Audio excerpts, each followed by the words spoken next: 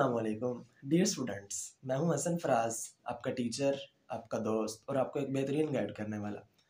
Dear students, today we are discussing about a very important lecture of physics class 9 which is all about second equation of motion. As you know, the equation of motions are very important and the very informative lectures because these are not only used in 9th class, these are also in MSc class. So therefore, these are very important topic for you. So let's start our lecture properly. Before starting our lecture, I want to say you that please subscribe my channel for the more interesting videos and the more informative concepts. So let's start our lecture.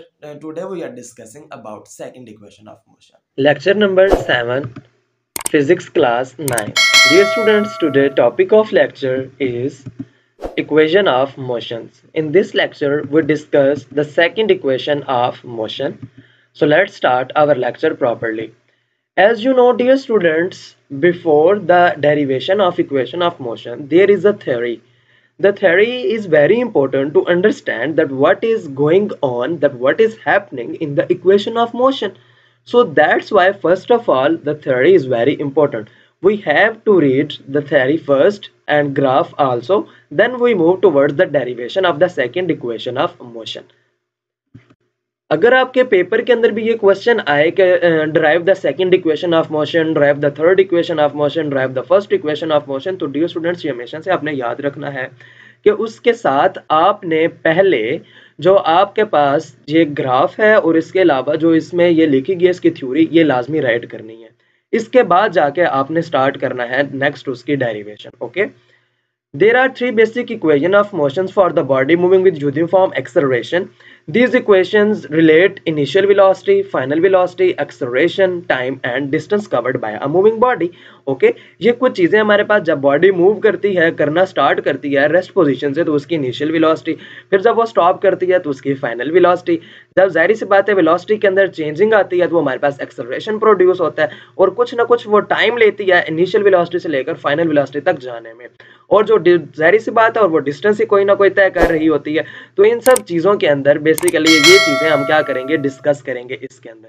To simplify the derivation of this equation, we assume that the motion is along straight line.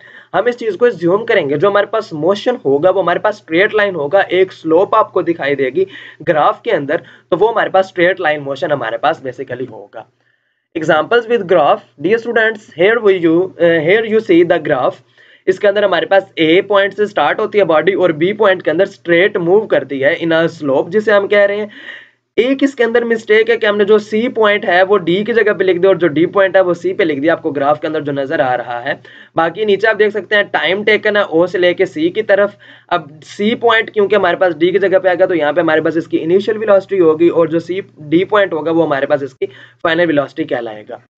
Consider a body is with initial velocity vi.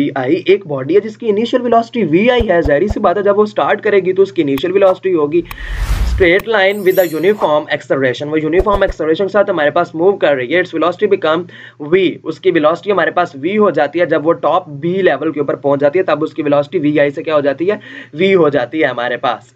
Okay dear students, time t कुछ वो taken करती है, आपको नीचे मैंने दिखाया o से लेके c की तरफ जाते हुए टाइम इंक्रीज हो रहा है आपके पास। The motion of a body is described by speed time graph. ये जो आपके सामने ग्राफ शो किया गया ये बेसिकली स्पीड टाइम ग्राफ ही होता है आपके पास। ओके, इसके अंदर आपके पास एक आपको रेक्टेंगल नजर आ रही है और एक आपके पास ट्रायंगल नजर आ रही है। इसका एरिया मैंने इसके अंदर राइट नहीं किया क्योंकि area he basically second equation of motion के अंदर हमने यूज करना, तो हम आगे जाके इसको स्टडी करेंगे। The slope of line AB is acceleration. The total distance covered by a body is shown by the shaded under area AB. Okay dear students, so let's start towards the second equation of motion की derivation अगर हम start करें। In speed time graph, the total distance as traveled by a body equals to the total area OABD under the graph. जो हमारे पास total distance हमारे पास होगा S, वो हमारे पास होगा एरिया ऑफ रेक्टेंगल OACD, जो कि हमें ग्राफ के अंदर नजर आ रहा है। बेसिकली इसके अंदर आप देख सकते हैं एक रेक्टेंगल है जिसका एरिया आपके पास क्या है, OACD, और द अदर भी आप ट्रायंगल का एरिया आपके पास है ABC, क्योंकि मैंने बताया आपको कि जो C है उसकी जगह पे हमने D लिख दिया और D की जगह पे हमने C लिख दिया। तो इन दोनों को जब हम प्लस करेंगे तो हमारे पास टोटल डिस्टेंस बन जाएगा जो एक बॉडी मूव कर रही है आपके पास। Okay dear students, area of O A C D, यानी कि हमारे पास जो रेक्टेंगल का एरिया है उसकी अगर हम बात करें तो वो हमारे पास किस तरह से आता है, ओ A multiply by O D. अगर हम ओ ए को मल्टीप्लाई करवाएं ओ डी के साथ तो हमारे पास क्या आ जाएगा, हमारे पास उसका एरिया ऑफ रेक्टेंगल आ जाएगा। Same like that O A हमारे पास क्या, इनिशियल वेलोसिटी हमारे पास है, as you see O and A. दूसरी साइड पे आपको वेलोसिटी के साथ नजर आ रहा होगा कि वेलोसिटी है ये, क्योंकि हमारे पास यहाँ तक हमारे पास इनिशियल वेलोसिटी होगी ए पॉइंट से, हमारे पास अभी बॉडी ने स्टार्ट किया चलना, हमने ऊपर आपको बताया ए से उन्होंने क्या किया, अपना स्टार्ट लिया। सो ए पॉइंट को हम क्या कहेंगे, उसकी इनिशियल वेलोसिटी, और ओ डी हमारे पास टोटल टाइम टेकन हमारे पास आता है, तो टी इसकी जगह पे आ गया। नेक्स्ट हम बात करेंगे area of triangle A B C. Area हमारे पास जो ट्राइंगल होता है वो हमारे पास half A C multiplied by B C होता है। ए सी हमारे पास आ गया और दूसरी साइड हमारे पास बी सी भी हमारे पास आ गया, equals to 1/2 T multiplied by A T. जो हमारे पास ए सी है, अगर आप इसको इसके अंदर देखें तो आपके पास टाइम बनता है, और जो आपके पास बी सी है वो आपके पास क्या बनता है, एक्सेलरेशन एंड टाइम बनता है।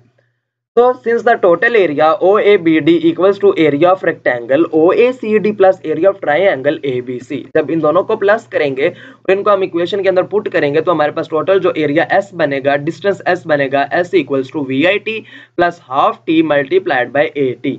और जब हम इसकी फाइनल इक्वेशन निकालेंगे वो हमारे पास बनेगी S equals to VIT plus half multiply by AT square आपके पास इसका आ जाएगा, यानी कि एक T जो होगा दूसरी साइड पे जाकर मल्टीप्लाई हो जाएगा और AT का हमारे पास क्या हो जाएगा, स्क्वायर हो जाएगा। डियर स्टूडेंट्स, यहाँ तक थी हमारे पास सेकंड इक्वेशन ऑफ मोशन।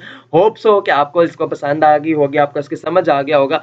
तो अगर आपको मेरी वीडियो पसंद है तो इसे लाइक करें, अपने फ्रेंड्स के साथ शेयर करें और मेरे चैनल को सब्सक्राइब करें ताकि आने वाली मजीद इंटरेस्टिंग वीडियोस आप तक पहुंचती रहें और आप उसे देखते रहें। Let's move towards the important questions. Write the second equation of motion with the graph. This is a very important question as a long question. Thank you so much dear students. उम्मीद करता हूँ कि आपको lecture अच्छा लगा होगा और मेरे चैनल को सब्सक्राइब कर दें, यही मैं लास्ट पे आपको कहना चाहूँगा। Thank you so much. अल्लाह हाफिज़, अपना ख्याल रखें।